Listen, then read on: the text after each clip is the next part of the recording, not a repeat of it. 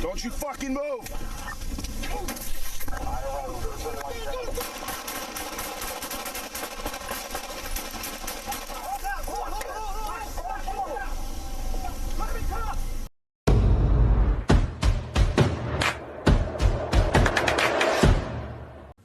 Hi, welcome to another episode of Car to Car Podcast. I'm Ramon. And I'm Dana, and today we'll discuss a robbery suspect being fatally shot after a takedown in New Haven, Connecticut. So we'll watch the video and then we'll come back and discuss. Get out of the fucking car. I will fucking shoot you. Get out of the car. Get out of the car. Let me see your hands. Why don't you do it? Oh, shit. Don't you fucking move. Oh, shit. Get down.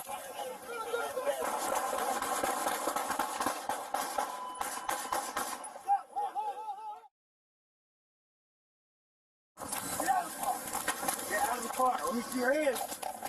Don't you do it. Oh, shit. Watch out. Don't you fucking move. Oh, shit. Get down.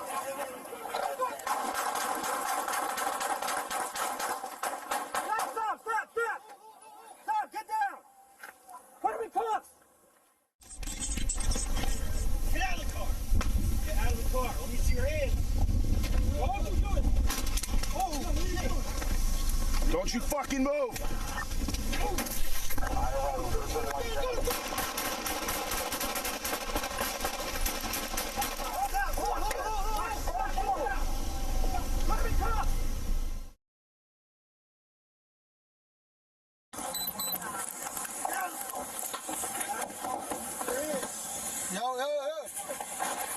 Yo, what are you doing? Rip him out. Oh shit, go.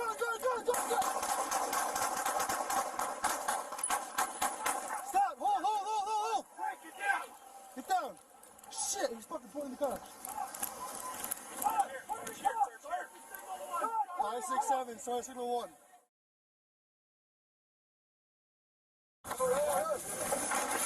Yo, what are you doing? Rip him out. Oh shit, go. Stop, hold.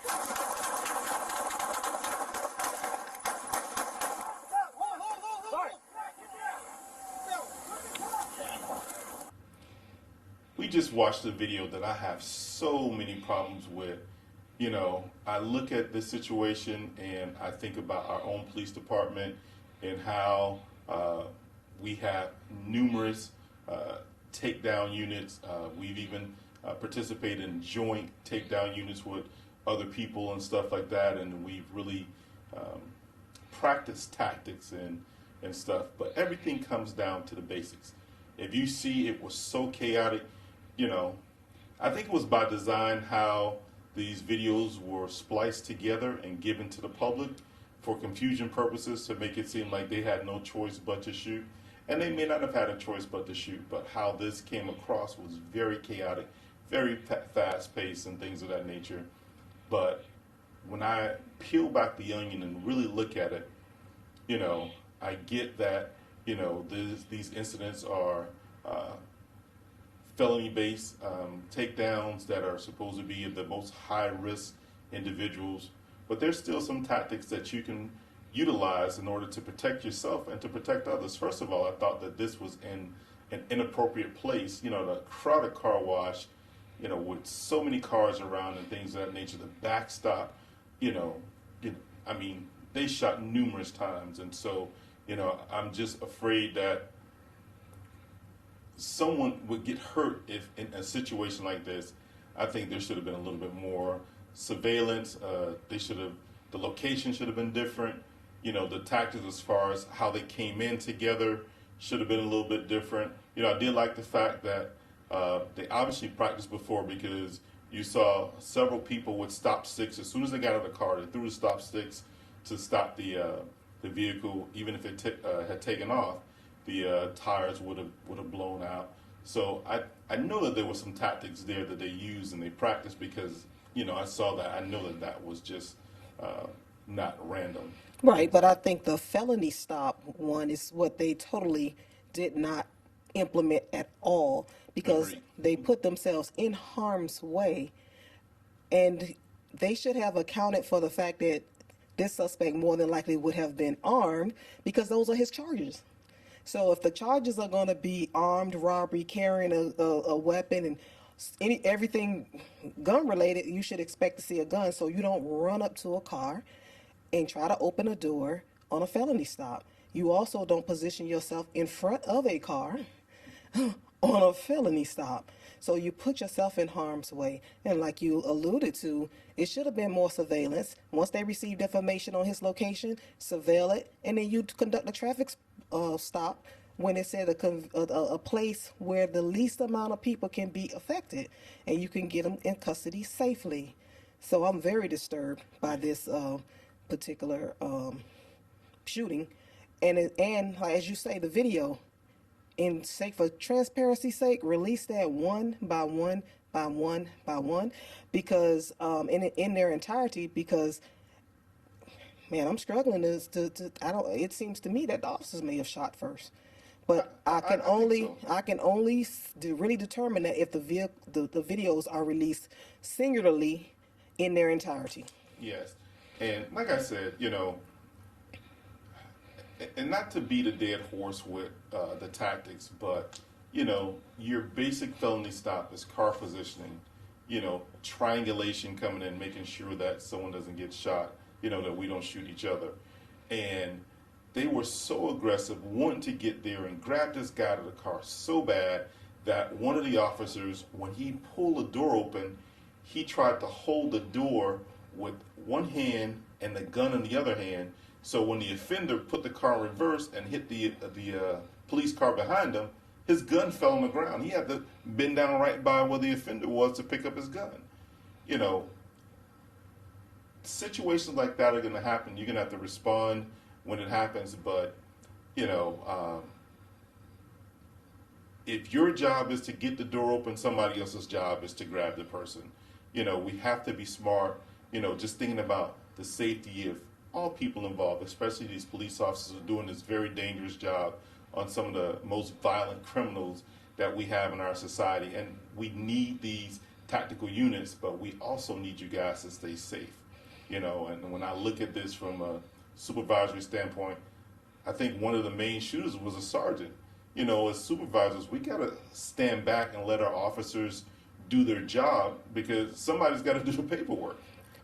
Our job, we get paid to do the paperwork. We get paid to make sure our guys go home. And you see that the sergeant jumps in there, which appeared to be a sergeant, and he shoots all the way around the car and actually gets in the line of fire of another police officer shooting. We can't get so tunnel vision with these situations and get so stressed that we hurt ourselves or put ourselves in a position to be hurt. Agreed. And the supervisors there also to ensure that the actions of the officers are proper. So he knows more than they know that on a felony stop, you don't run up to the car and grab the door. So he's supposed to say, hey guys, stay back. We have them pinned. Let's start giving, commands and direct them from there. Someone get on the PA and start giving commands and to direct the actions of the suspect. Agreed. Once you see a gun, you have to call it out. I think one person did a really good job of saying they saw a gun, but they took off running. Yes. Almost knocked another police officer down, and that police officer wound up having a discharge. So it just looked so chaotic, and it just looked like they needed a little bit more practice. And it just seems like this incident itself, as typical as you can make a takedown, and just being very critical here, just thinking of all of the people who could have gotten hurt here, this could have been a lot easier just by, us going in the line, me having my hand on the shoulder of the man in front of me. I have my gun out to the right, he has his gun to the left, or vice versa. And we approach the car like that. And if we do that from both sides, now if we have to discharge, we're discharging in the V, in the triangle, as opposed to us shooting at each other or me shooting around the car, potentially those rounds coming through, striking a police officer, because they let a lot of rounds loose there. So just disappointed with them not being patient and being under control knowing that this is their job is to participate in these high tactical takedowns. So I'm just, I don't see the purpose of shooting one person shooting all around the car. You're shooting from the windshield, and you pretty much got them from the windshield because they were like dead center shots. And then to move over to the passenger side window, I really didn't see the purpose for that.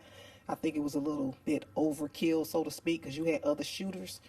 But it was just a very disturbing thing. I mean, when you say you're the violent crime task force and you're a tactical unit, I expect your tactics to be right under SWAT. yes, So I was just very disappointed to see that level of confusion between the crossfire and all those different things, because they just were too excited, and I thought they were too surprised to see a gun from an armed robbery suspect who wanted for gun charges. They were just very surprised. Oh shit, he got a gun. I was like, okay. exactly.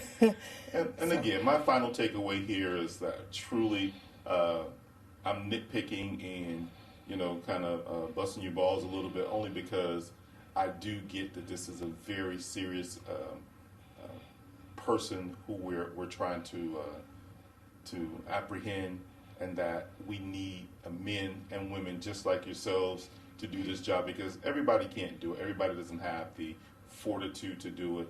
And like Dana says, you're one level below SWAT, and that's the expectation we have for you. Maybe we shouldn't, but maybe we should, because we really No, if you're an elite team, Yeah, exactly. be an elite team. I expect you to live up to your name. I Live agree. up to your name. We want you to come home. That's basically Exactly. why Everybody come home. We're being critical. And that's why you put in that unit. You were selected for a purpose. Yes. Live up to your purpose and live up to your name. That's all I got. That's all I got to. So with that, there's another episode of Car to Car Podcast. Please share, like, comment, subscribe, and until next time.